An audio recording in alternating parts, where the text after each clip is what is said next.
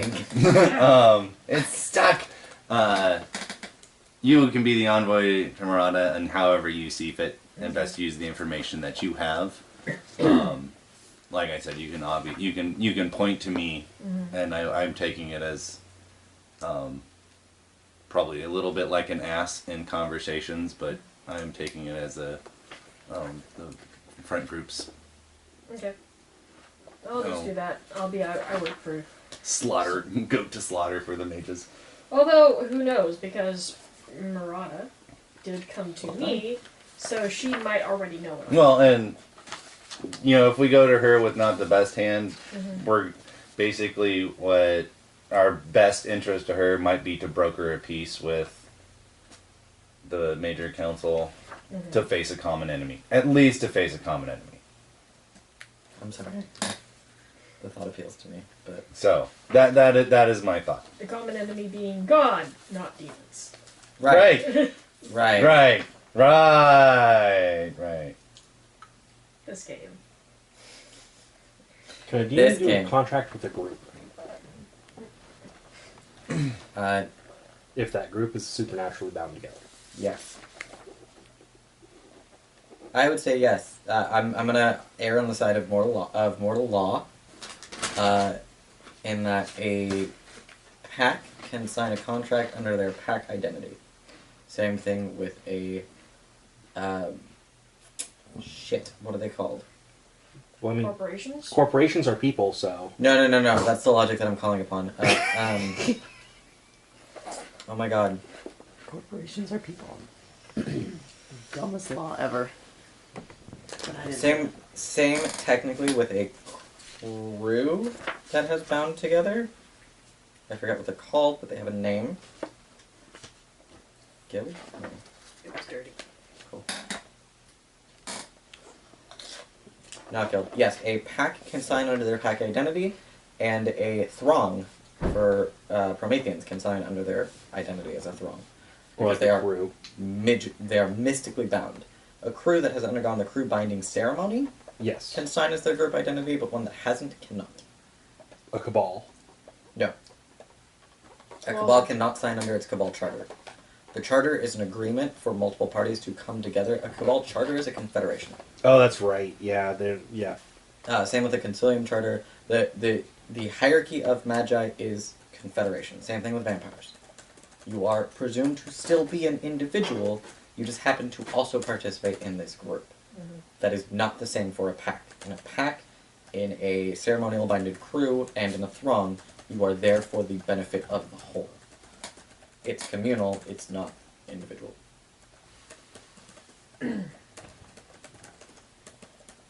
That's the mystic difference that allows you to sign with a pack, crew, or throng. Oh, the Freehold Monarch can sign for his season, or court, as the case may be. Oh Lord! I don't think I'd ever do that. Don't if I could pull off a pack on that, that would be fucking ridiculous, and I'm pretty sure I would feel the full wrath of every changeling. It's like the scene. Okay, so I hate to quote bad television, but it's like the scene in Supernatural where fucking they need to take their shirts off more often. I'd watch it more often. Crowley and the Leviathan sit down to hash out the contract. It's like that scene. That's what it would be like. Their most recent season of Supernatural finally ended with them resolving a conflict without violence. I know. No way. I don't believe it. Well, you'll have to watch it. No, I won't. In fact, I'll just continue not believing. Forever and ever. Until the end of time, amen. What? Anyways. We were discussing... I was using the napkin until I realized I was probably inappropriate. We were discussing group identities. And why Magi can sign as... Or why pretty much everyone except Magi and... Oh, Magi, Mummy, Demons, and Vampires can't sign as groups. About half of it. Yep. Okay. So and then half of Sin Eaters can't sign as groups either. So what you're saying is we need to get a group of Prometheans together. They can in fact sign a contract as a group. As Perfect. long as it's a throng. They're alchemically bound together, so yeah, absolutely. They have a group identity. There we go. Let's do that thing, Knock. No. I keep telling you it's almost out, and it's not. It's not even close, I'm sorry. I hate you. This. So, Anyway. when last we left our clandestine agents, now that I have your plans in my brain, and I can factor those into what I'm doing. It's better than a surprise.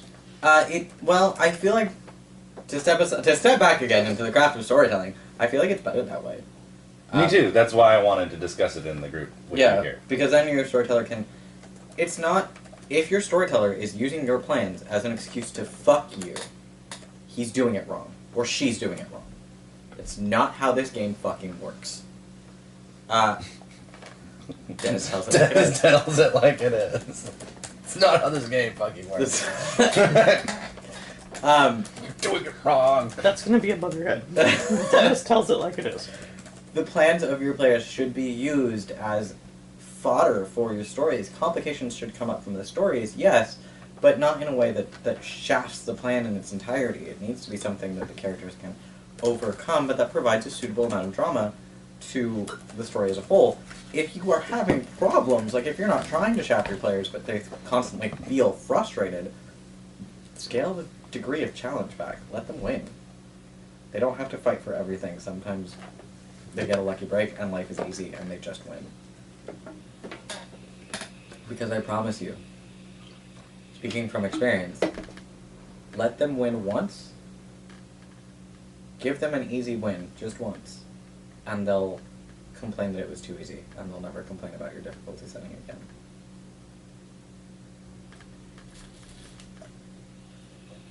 I like, one of my mage larks died because of that. So, true facts, it works amazingly. This is too hard, this is too hard, this is too hard. Fine, here's an easy one. Oh my god, this is too easy. Well then, get the fuck in your head what the hell you want. Well, but then you go back to doing... The Goldilocks game. Yeah.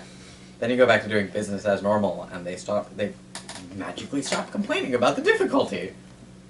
And they get smart and actually start doing shit. Well, in an ideal world, they get smart and start learning about their powers and their capabilities on their sheets, and they actually engage with your story in what you've crafted, and it becomes phenomenal. Or you're like me and you never complain about the easy one. This bitch. No, I'm just kidding. Just feed them to me. Like, fine, you think this is too hard? Have one handed to you. Can I have another? I like that. It was tasty. Went down easy. I like cookies. Nom, nom, nom, nom, nom, nom, nom. Every once in a while, it's fun. No, You but laugh like Sir legitimately- Well, it's Lancelot, completely murder everything. unrelated though, and I found a cheat mode in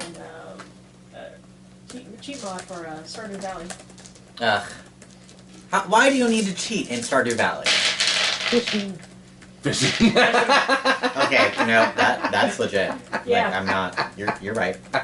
Well, basically, I found the one tool that I could that let me get the instant catch, so I'd stop having to play the fishing game altogether, and it had every other cheat tool, and they're there. They're like right there. It's Why not? very hard not to use them. Yep. Grab another honey. No, you didn't ask for another honey. Oh yeah, I didn't Well, get a now honey. you're gonna have to have God a honey damn one it. after that. No, I'm not. Now I'm gonna have to have a honey one. Stop peer pressure. It's just your turn. Fuck. So, Conversation with Swade. you are Miss Sway. in the spirit wilds with Swade. Swade is... Oh, you know what? She Like, just told the story. yeah, actually, that was what I was going to go back to as a way of refreshing and as a way of adding to the scene. Swade pulled you guys into the shadow for a reason, and that was to illustrate what she was talking about. And so, as she's telling the story of the Solemnite Order and what they did for Acidus, the spirits are animating scenes for you. Somewhat bloody-esque crime scenes. There is a symbol that repeats itself through the scenes, which I'll draw out and get back to you guys. In one of them, it's a severed head lying 2 feet away from the body. Most of the blood is non-existent, which is unbelievably unusual, and yeah. and the scene is, and the symbol is painted on the wall. You notice, being a demon, I'm not going to make you roll for it, and it might be that's why it's actually highlighting these facts. You know, police reports, images of police reports come up, like, life-sized, with words, like most of it just unreadable characters, but words written out. Wound is clean cut, like a very sharp knife or bladed instrument was used. Scraps of paper with the symbol torn in half have been found at every scene. You know, belief that this is a serial killer or a group of serial killers, which is terrifying.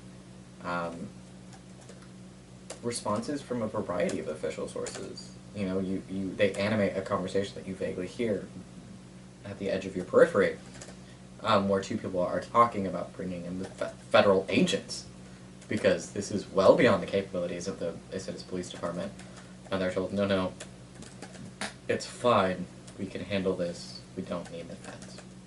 We don't need the feds. We don't need outside interference. There's this continual theme of extreme precision. They're locked room murders. They're, which, who the fuck cares when you're a supernatural? Fuck your locks. Locks. Who cares? I They're, can walk through things. yeah, like, no, that's cute. There are locked room murders. There's, people are literally killed in plain sight. Through a dozen different means. Like, the themes you get out of this are extreme precision, and almost fanatical devotion. And in the sense that, one of the things that they illustrate is like an empty room with a pile of dust, it looks like. The blown up top floor of a building, literally eviscerated via explosion. I remember that. Yep. Oops. You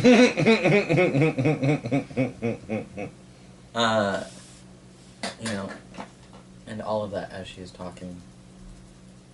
A pencil doesn't have any lead in it. I need a pencil. This. I did have a brief moment of panic as I was thinking about this, because I almost didn't remember the symbol for the soulmate order. And I was like, oh my god! I think I went too far on this thing. Nope, I didn't.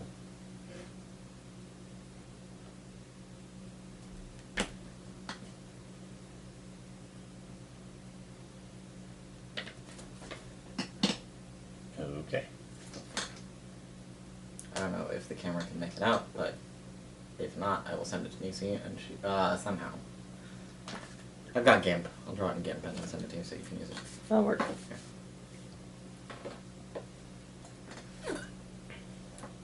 That was...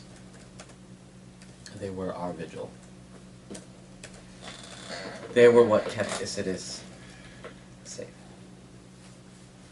As much as we would like to pretend that it was us. And I have no doubt that they had a fair share of magi. In fact, the Drinkers of Aleph report mentions that they had magi amongst their ranks.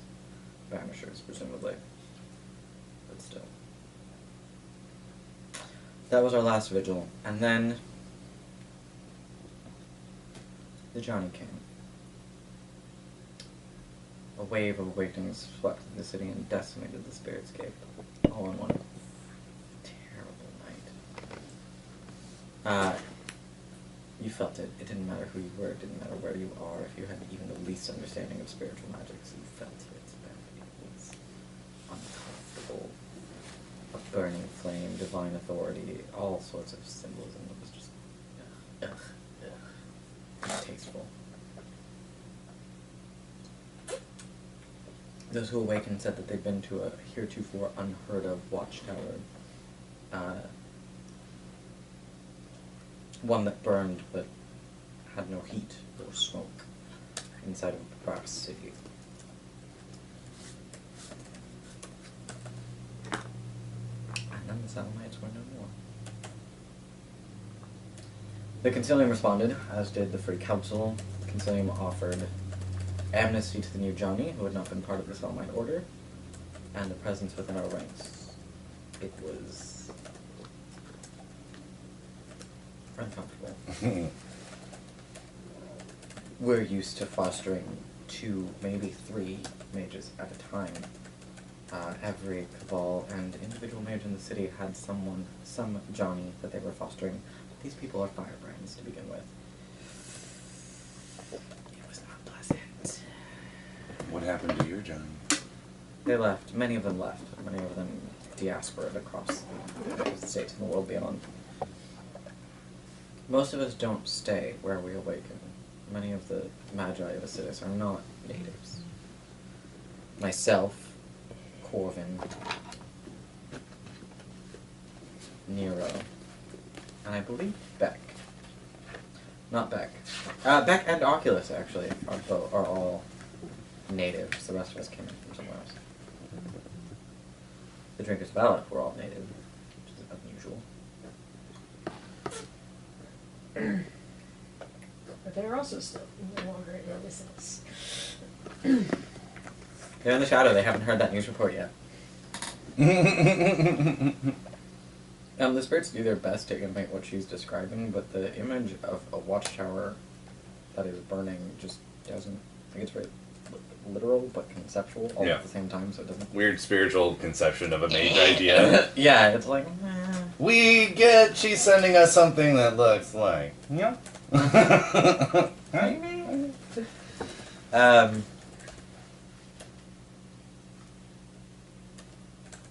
Roll me wit plus empathy.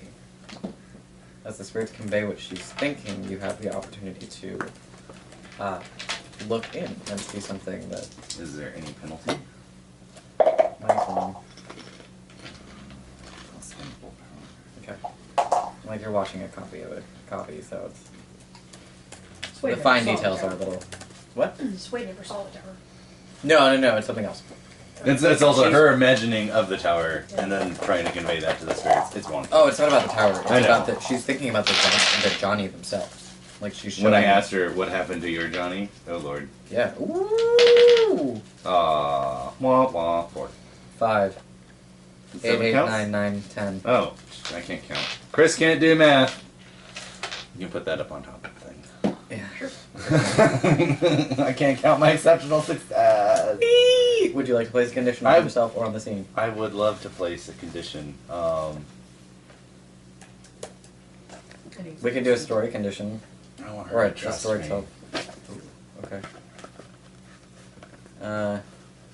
Or I was thinking. or at least be wooed into the situation of, like, word vomit.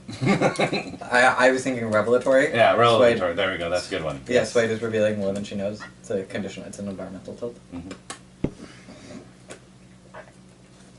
Anytime you accidentally reveal more than you meant to, you gain a B. Okay. Because it's an environmental tilt on the scene. So when it hinders you, assuming that you placed it, you gain a B. Okay. So it would have to use magic to the condition. She's a little wrapped up in her tail right now. The Johnny that she shows you, the people that she shows you, you recognize instantly have all the same look in their eye, and that's this haunted dedication.